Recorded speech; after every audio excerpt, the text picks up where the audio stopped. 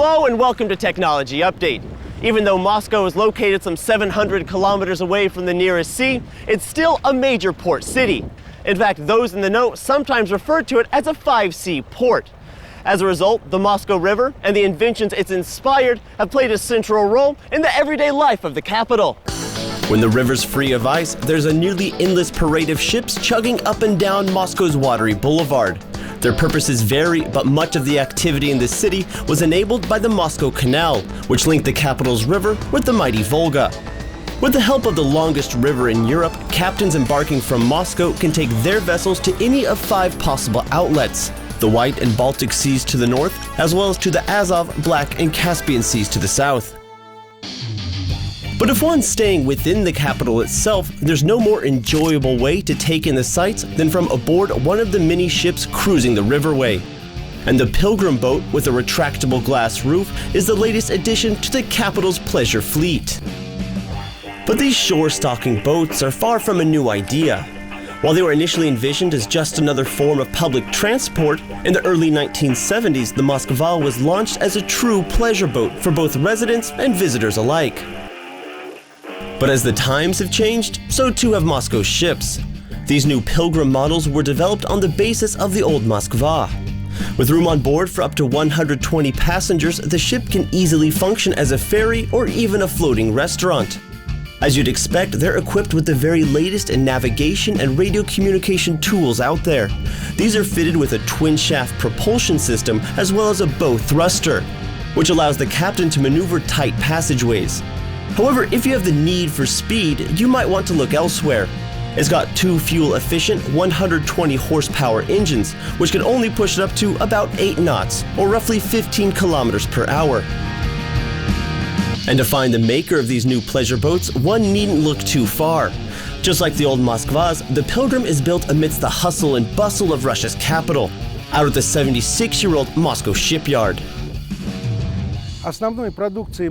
Passenger ships used to be, in the late 1990s and early 2000s, the main thing we produced at Moscow shipyard.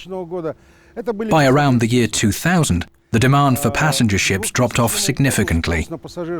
This happened for a variety of different reasons, which we need not dwell on now. At the same time, a brand new market segment appeared for the new Russia. This was the demand for premium-class vessels. Since the start of the so-called yacht boom in Russia, 13 ocean cruisers have been launched from the docks in Moscow, with several more on the way. They have 4 base models, but the pride and joy of the company is their behemoth 46.5-meter model, whose boundaries are only limited by the owner's sense of adventure. According to the team in Moscow, one of the main advantages of their ocean-crossing vessels is that the engineers are willing to be more flexible with the future owner in terms of final configuration. Now, the yachts built out at Moscow's shipyard are actually the result of a Russian-Dutch joint project. The design work is done by a handful of firms abroad, while the production takes place on the shores of the Moscow River. The boats then hit the open waters under the brand name Timmerman yachts. While these floating palaces are intended to cruise the world, they're also built for the Russian climate. The hulls are made from steel and aluminum, which enables the yachts to endure colder temperatures. They can even handle chilly water down to 20 degrees Celsius below zero. As a result, these are designed for a 10 to 15 knot range rather than the 50-plus capable with composite-hulled vessels. Our presence in this market came as quite an unexpected surprise for our Italian, Spanish, and Dutch partners. So we were especially pleased to win the Best Development Award at what is essentially the heart of the world yacht-building industry. The Cannes Boat Show is traditionally where the globe's top yacht makers go to show off their latest offerings.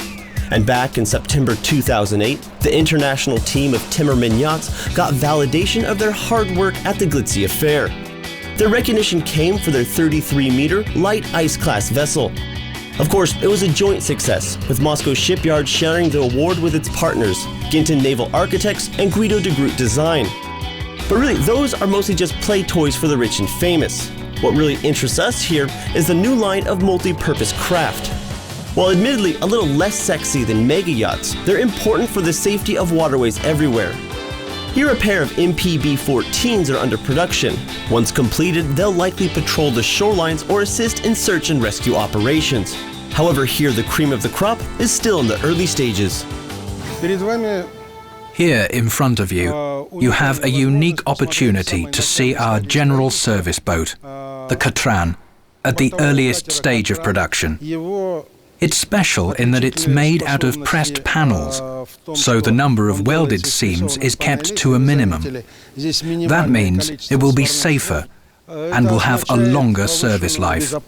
During the design process, engineers toiled over every gram. There's a scale, and they weighed every single piece before it was added to the construction. That was done to ensure that there's not a single unnecessary gram on this boat. So in the end, it ought to look something like this. Just over 9 meters long and 3 1/3 meters wide. Thanks to its twin-shaft propulsion unit and lightweight construction, it can efficiently cruise at 32 knots, or nearly 60 kilometers per hour. The cabin can accommodate up to 10 passengers and can support up to 900 kilograms of supplies aboard. The Katran exemplifies what Moscow shipyard views as its main task as a boat builder. A shipbuilding plant's main objective is to gather together the very best things produced by other factories, such as the best radio station, the best anchor winch, the best materials, the best engine, the best propeller, and then to put them all together to produce the world's best boat. So that's exactly what the pros out at Moscow shipyard will keep on doing. With that supposed yachting boom ebbing along with the austere mood of the global economy, they're focusing their energy on multi-purpose ships like this, which can be used by city, regional, and port authorities alike. Since last year, the docks here have been busy churning out MPB-14 and other similar craft made for Russia's internal waterways. And you can take my word for it, the pair of 325 horsepower engines hooked up offer one of the best ways to get the wind blowing through your hair on a sunny summer day.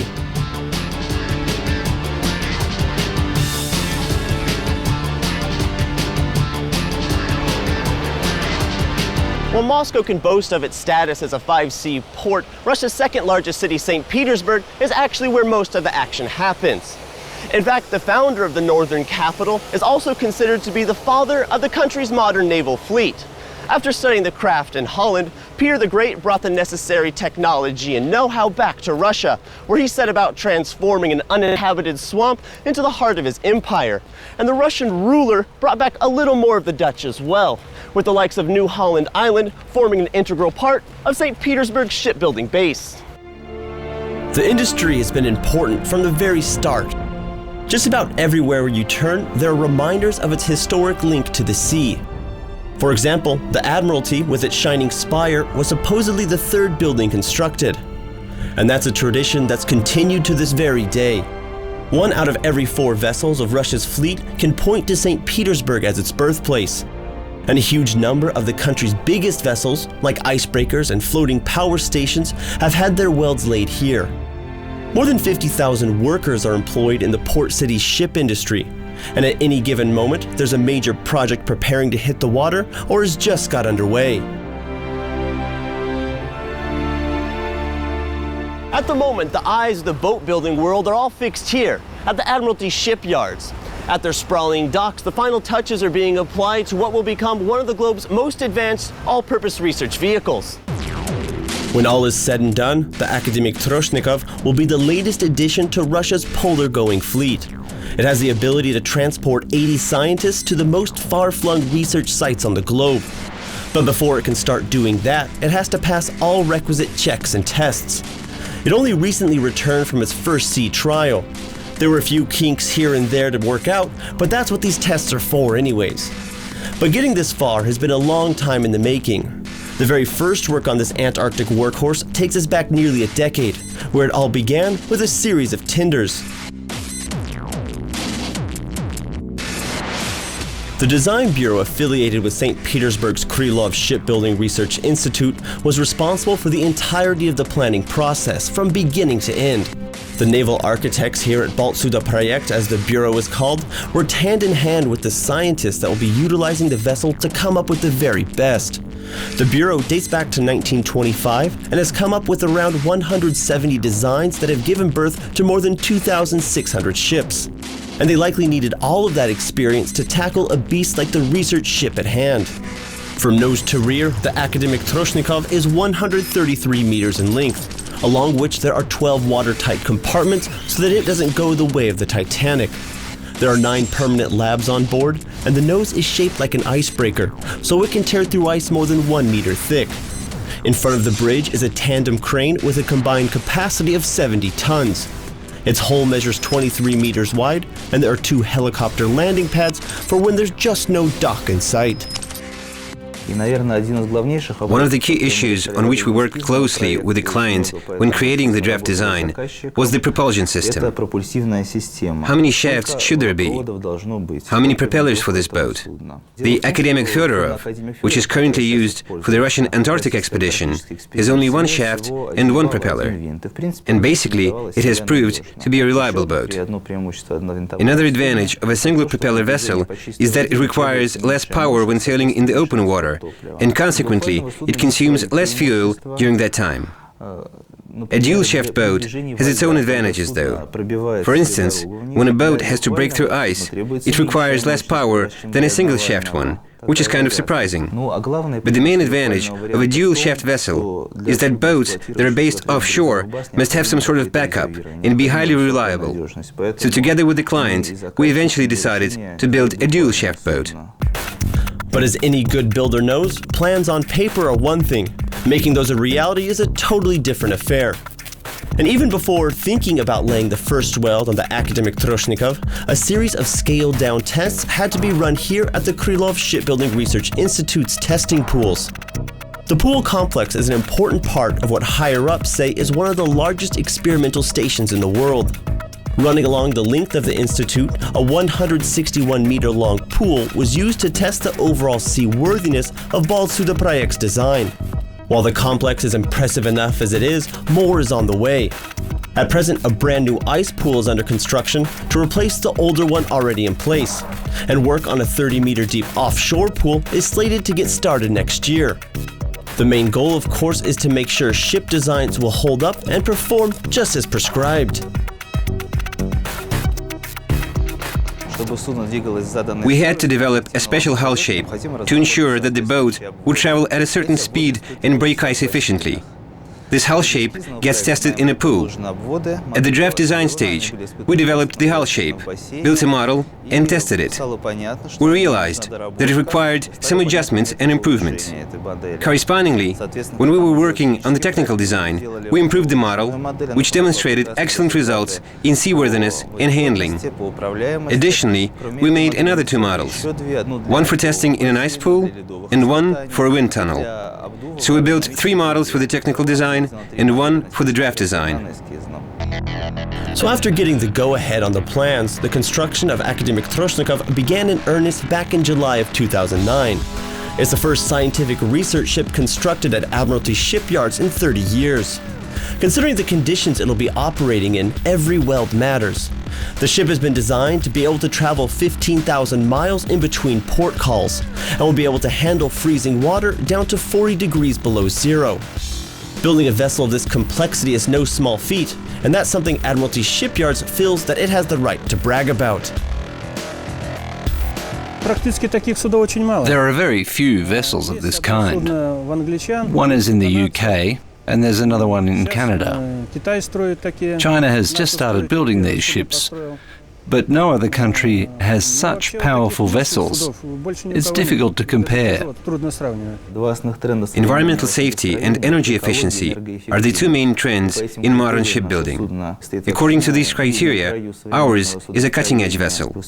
It has clean ballast tanks, which prevent dirty water from mixing with clean water, as well as more efficient diesel engines, and boilers that reuse residual engine heat for heating water